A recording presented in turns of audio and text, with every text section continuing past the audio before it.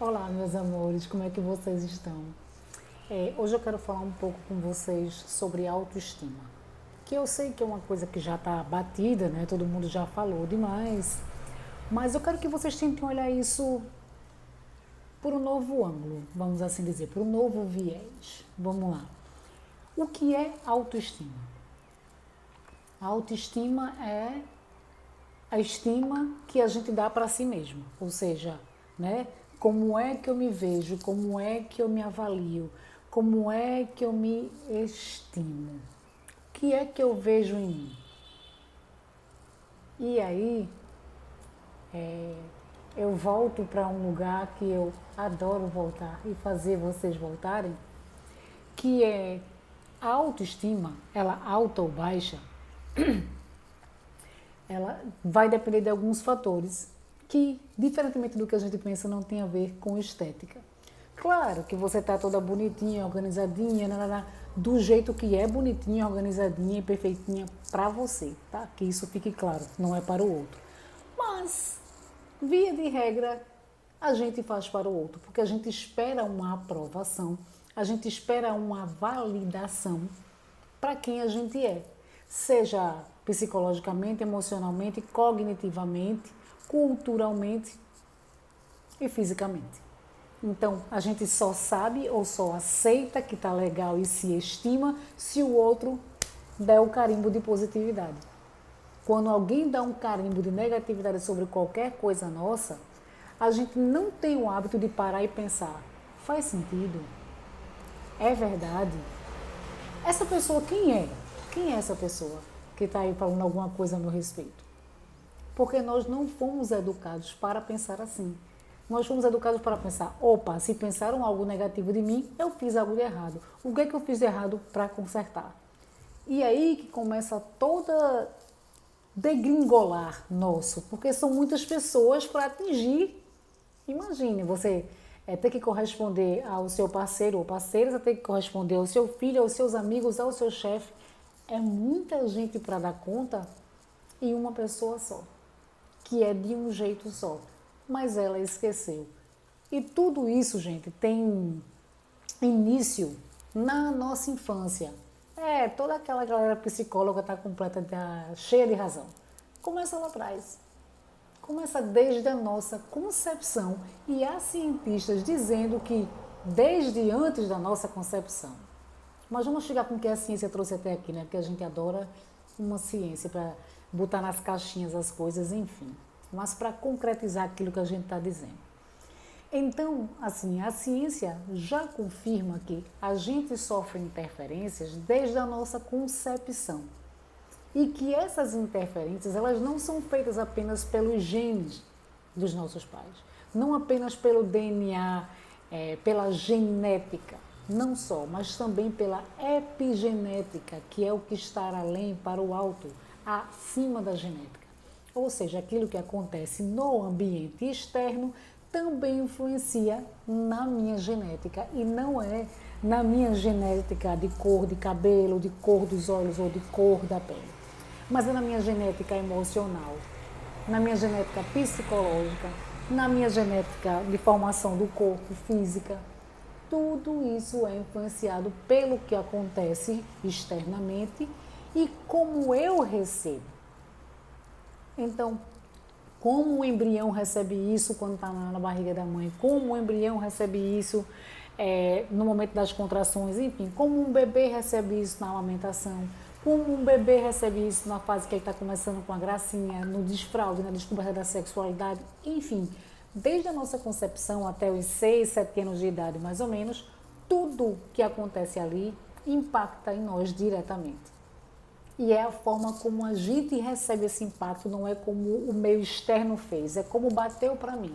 E bate diferente para diversas pessoas, mesmo tendo sido a mesma situação. E aí, o que aconteceu lá, que mexeu conosco, são traumas. São traumas.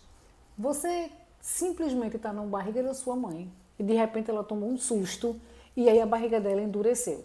E lá dentro você sentiu que, opa, ficou tudo apertado aqui, ficou tudo muito estranho aqui. Isso é um trauma. Trauma não é necessariamente uma coisa absurda, grandiosa, do tipo sua mãe cair no chão de barriga. Não. Qualquer coisa que mexa com você diferente ali dentro é um trauma. Uma criança que chora muito no berço e não é atendida nas suas necessidades é um trauma. Ainda, mas a mãe não atendeu porque ela estava correndo, vindo do banheiro. Não interessa, nós estamos aqui procurando culpados. A gente está aqui somente colocando os fatos que essa demora em ser atendida nas minhas necessidades gera em mim um trauma. E aí esses traumas são mais fortes ou são menos fortes, aí dependendo de como cada ser humano pegou isso para si. E isso vai ter a ver com a nossa autoestima, por quê?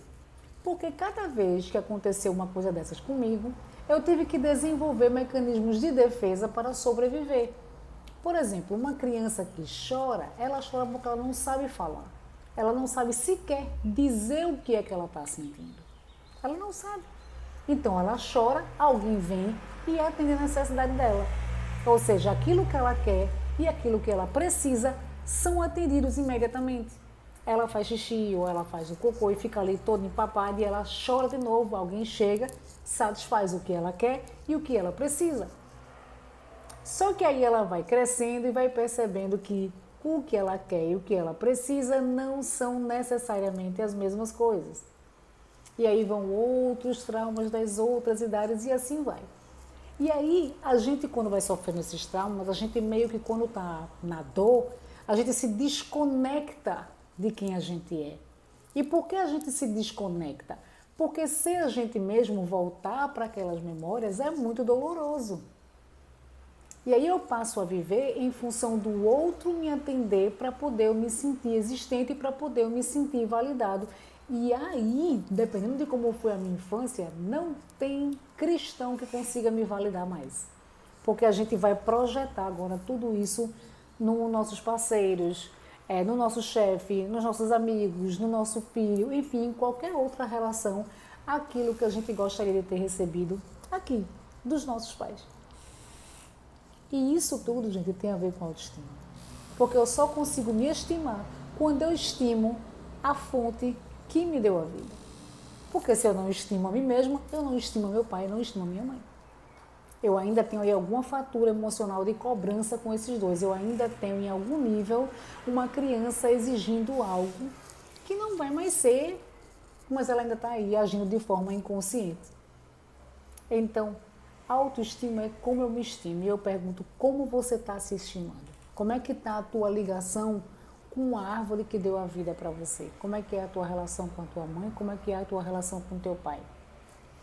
E mais, não precisa ser uma relação comercial de margarina, tudo lindo e perfeito para você se estimar, tá? Porque se fosse assim, estávamos ferrados, né? Muitos de nós, a maioria de nós, talvez 100% de nós não conseguiríamos nos estimar, porque por maiores ou menores nós temos os nossos traumas. Mas enfim, pensem nisso. Como é que é a sua relação com seu pai ou com sua mãe? Ainda há alguma exigência por aí? Porque quando a gente vai se desprendendo, gente, de quem a gente é, para tentar se enquadrar nos lugares e ser aceito, ser amado e ser validado, a gente se perde de quem a gente é. E quando a gente se perde de quem a gente precisa voltar para os referenciais para poder a gente se encontrar. E voltar para esses referenciais é simplesmente dizer sim ao que foi, como foi. É um sim para esse pai, é um sim para essa mãe. E esse sim não tem a ver com obediência, tá? Do tipo, sim, eu sou filha de vocês, então eu vou ter que ser igual a vocês, então eu vou ter que fazer igual a vocês. Não, esse sim é um sim de libertação e reconhecimento, porque você gostando ou não, querendo ou não, esse é o pai e a mãe que você tem, que a vida lhe deu. E graças a esses dois, você está vivo. Então, assim, se você acredita em Deus, Deus escolheu esses dois para serem passagem da sua vida e nada mais. E nada mais. Tudo que eles deram para você foi o suficiente. É o suficiente, tanto que você está aqui. Você chegou até aqui e você venceu pela segunda vez, que a primeira foi nascer. Então, assim, o processo da autoestima passa pela reconexão com a fonte da minha vida. E essa reconexão, de novo, não tem a ver com obediência, não tem a ver com tem que ser um comercial do margarina, não tem a ver com afeto, tem a ver com decisão. A decisão de dizer sim para o que é, como é, do jeito que é, como foi, do jeito que foi, porque não tem como mudar. Então pensem nisso e estimem-se. Estimem-se. E para nós, que somos professores, que somos educadores, que somos diretores de escola, supervisores, enfim, que trabalhamos com educação e com as crianças, pensar a autoestima trabalha em nós o respeito por eles que chegam, porque a gente não sabe a história de vida de nenhum desses alunos. E eles não vão simplesmente nos respeitar ou serem os alunos mais perfeitos só porque nós somos os professores.